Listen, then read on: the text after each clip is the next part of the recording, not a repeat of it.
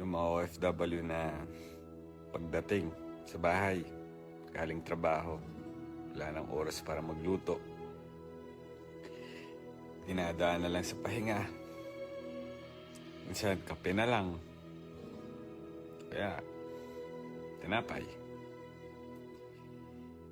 Ang daming OFW ang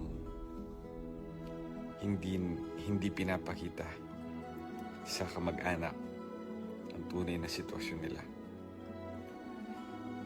Una, dahil ayaw nila na kaawaan sila kasi sila yung mga breadwinner, sila yung bibigay ng motibasyon sa pamilya para magpatuloy sa kahirapan.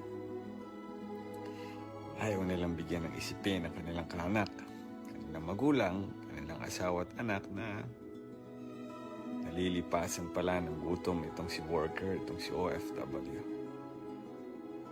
Kaya kung meron kang kamag-anak o asawa o ama, nanay, OFW, kamustahin mo kung kumain na siya.